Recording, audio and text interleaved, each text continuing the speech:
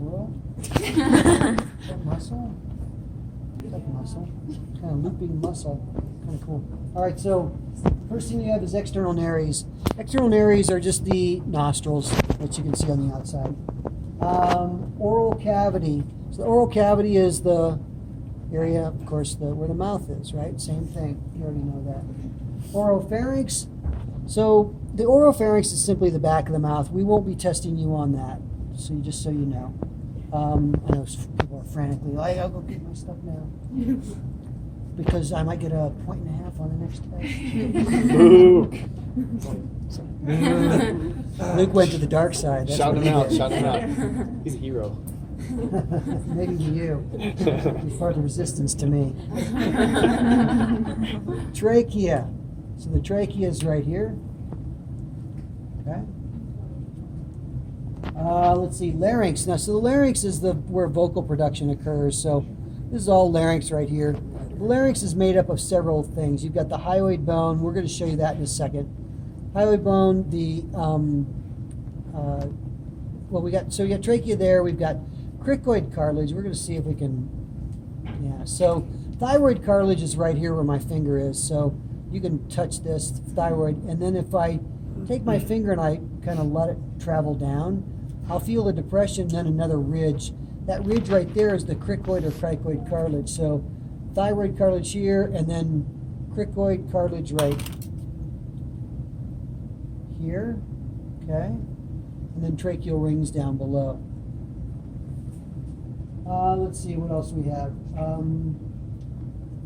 Epiglottis. So we're going to see if we can find the epiglottis on, you know what I'll do? I'll do the dissection, and then I'll bring you all back to show you epiglottis, because I have to do a little dissection. Don't go now. I'm going to still finish this. But I'll bring you back to show you epiglottis, because we need to do a little bit of a dissection. Hyoid bone. So the hyoid bone is going to be right here. So if you find the larger structure, the trachea, or the thyroid cartilage is right here. So we go down, this is going to be the cricoid cartilage, I can feel there. If we go up, we can feel this bone, that's the hyoid bone right there. Okay. Vagus nerve. So the vagus nerve sets with the carotid artery. So in fact, it's still here, it looks like it's intact. So if you look, the common carotid artery is here, and the vagus nerve is this little, I don't like these rat tooth forceps with the cat. They're just too big. But the vagus nerve is this little white. Anybody have the smaller forceps? The ones that don't have the rat tooths on them? So I'm sorry. So if you got it, you can go find it. But there's vagus nerve right there, okay, with the common carotid artery. When it gets down into this area, you won't find it. Thank you so much. Mm-hmm. When it gets down into the so there it is.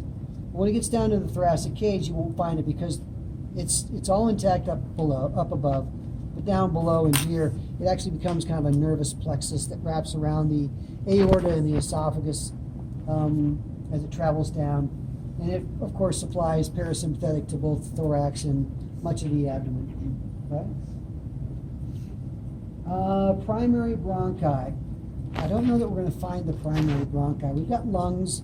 So the lungs here on both sides, but the trachea then will bifurcate to go off to the right side and the left side. So we're not going to probably see primary bronchi.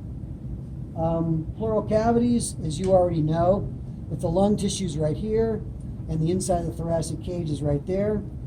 This is the visceral pleura. This is the parietal pleura. The space between would be the parietal cavity, or the pleural cavity. Diaphragm, you already know what the diaphragm is. Right here's diaphragm. Phrenic nerve. All right, did we ever find phrenic nerve? Yes, there's one right here. I can see it. There's a phrenic nerve right here coming down, going into the diaphragm. Phrenic nerve goes to the diaphragm. My cadaver people know it. C345 keeps the diaphragm alive. Does it run alongside any vein or artery? Well, it's going to run along. It'll run alongside the inferior vena cava here. Okay, you can see it on that right side, and then on the left side, you have to be careful because once you remove the pericardium, sometimes you'll destroy because it does run along the surface of the pericardium. I'm not seeing the left phrenic. Well, maybe that's it right there. That's left phrenic right there. It should be in here somewhere. But left phrenic. So anyway, you can definitely see it on the right side. There's the right phrenic nerve. You see that, Lindsay? That little strand right there. Yeah. And of course the lungs. Right there. So now we're going to go to the digestive system. The parotid glands are going to set on either side of the masseter. So the masseter is the big muscle here in the cheek. And the parotid glands are going to set actually kind of back behind here. We may see them. Here's what we'll say. We're just going to label them as salivary glands. So if you see glandular material up in here, we're going to call it salivary glands. But basically, they're kind of shaped like a comma. The big circle of the comma will be the parotid, and then as it tapers down, we'll have the submandibular, and then tapers into sublingual. And you'll see it in some of the diagrams you have in your lab manual on the cat specifically. So I won't ask you to tell me the difference between the parotid, submandibular, and sublingual. But like I said, the big, if it's shaped like a comma, the big circular part's going to be the parotid. Teeth, you know what the teeth are. Hard palate, of course, the hard palate's going to be right here. Okay. And then we have palatine tonsils. Palatine tonsils we will not see because you can't open the mouth enough, and we're not going to destroy the mouth to see that. Tongue papilla, the little, you can see them on the cats. They almost look like little hair-like projections. Hear it? You look there, you see the hair-like projections inside the cats. See that there? Do you see it? Okay. I have a little story I want to tell you. When I was a senior in high school, I wanted to be a zoo vet. By that time, I was too small to play football, so but I used to go to the football games, and we were the Littleton Lions. Did we say anybody here go to Littleton? Okay, we were the little what? Is it Heritage? No. We were the Littleton Lions. Yeah, Heritage, Arapahoe, and Littleton. They were all the three rivals, but we were the Littleton Lions, and we ended up getting this lion as a mascot during our senior year. And the guy that owned this lion it was a female, like a 2-year-old female, which was still kind of immature. He had it on a chain and would walk up and down the sidelines, and I kind of adopted this lion as my side pet. So used to hang out with this guy, ask him lots of questions. It was really cool because this lion's tongue had the same little hair-like projections on it. And every time it licked you, they were so long and powerful that they basically pull your hand into the lion's mouth.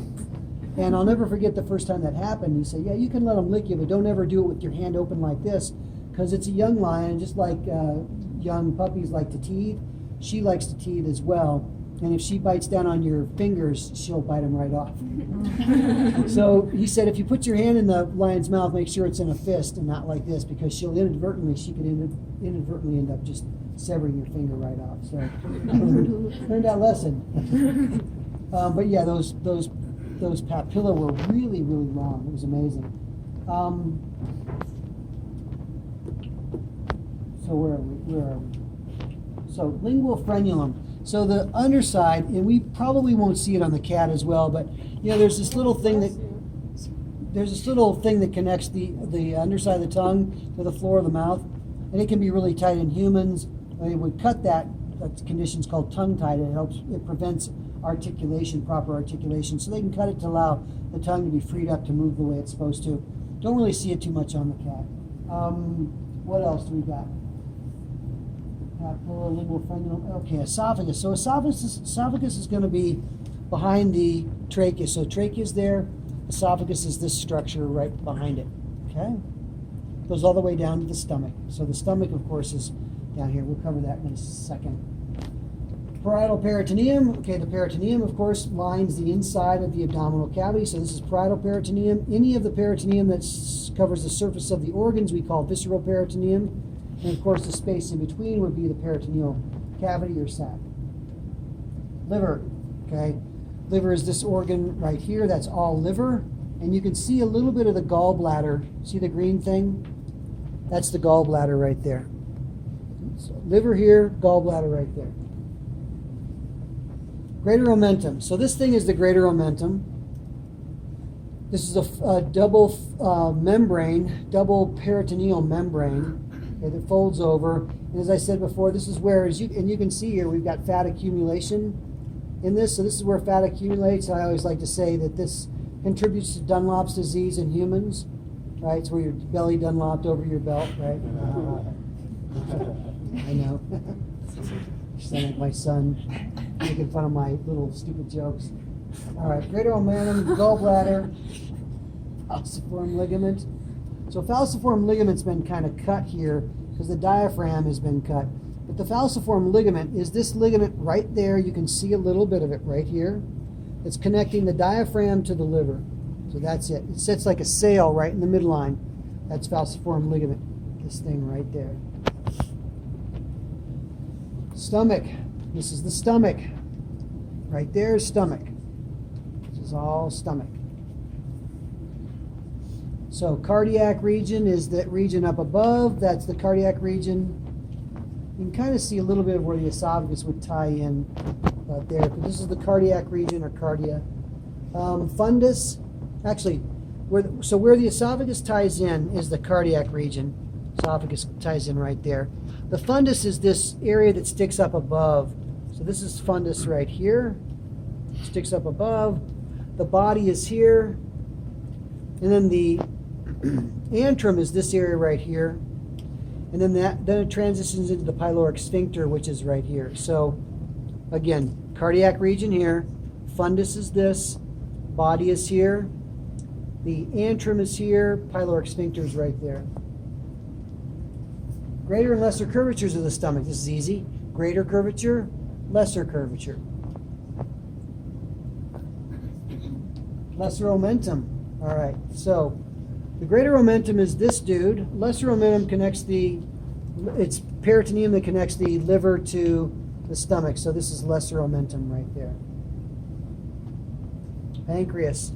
We already know the pancreas sets in the curve of the duodenum. You've heard me say that 1,000 times, and the TAs for cadaver have heard me say it 1,000,000 times.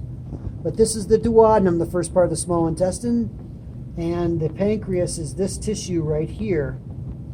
And you can see some of the peritoneum. Might be able to see my blue finger through that area below. But this is the pancreas and duodenum right there. Spleen. Spleen is right here. That's spleen. Okay. Common bile duct, we're not going to see that unless we do a better dissection, but the common bile duct is going to go from the liver into the duodenum. So it actually connects. In fact, we might have a little bit of it right here. Common bile duct will be going in right about there into the duodenum. It connects into that spot there. Small intestines. Of course, these are all small intestines right here, all small intestines. And then I will not ask you the difference between where the small intestines transition, because we really don't know. The difference is actually histologic in the sense that we can only see the differences on these cats if we look at them under the microscope. But just know that the duodenum is the first part, first foot, and then the ileum is going to be the last part of the small intestine that connects into the large intestine. So this is the beginning of the large intestine, and then this is the ileum. So that's the way we might do it. If we tag the small intestine near the large intestine, you'll say ileum. If we tag the small intestine next to the stomach, we would say duodenum. And then anything in this middle, we'll just say is jejunum. Okay? Mesentery. So mesentery is any double membrane of the peritoneum, okay, that suspends the intestines. So this is all mesentery here, right? That's mesentery. Cecum. All right, so let's do the large intestine. In a human, the large intestine, if we're looking at me, the large intestine goes up like this, it goes across, it goes down, and it kind of curves a little bit and then goes down further. So the first part of the large intestine in a human is called the cecum. It goes up into ascending. Then we got transverse colon. Then we've got descending colon, sigmoid colon, rectum, and then finally anus. Now, so it kind of goes up like this, goes across, and goes down, and then curves to go down. In a cat, it's actually more like a question mark. And I'll show you, and you'll see exactly what I'm talking about. If you look here, there's the cecum. Okay? This would be ascending colon, this is transverse colon, this is descending colon, then sigmoid colon in here, then rectum, and then anus. So do you see the question mark? Can you see that? Y'all see that? So then rectum is going to be this area here, and the anus was where we'll see it transition into the outside of the body. And then visceral peritoneum, we've covered that. So that's everything on the cat you need to know. Well, there's a few things there. I said we can probably eliminate a couple, right? I'll pull you back one time after I do a dissection. I'll probably just do it on this one. I'll pull you back one time so you can show you the epiglottis, and then you can do whatever you want with the cat. So go back and look at some of these things while I do this dissection, and I'll pull you back really quickly. I have a question. Yeah. The things you said that we won't see on the dissected cat, will you put in pictures, or do we just not need to know them at all? Like primary No, it won't be in bronchi, or pictures. It'll just be, we don't need to know them at all. yeah, it'll just, yeah. We'll make it easy on you, so don't worry about them.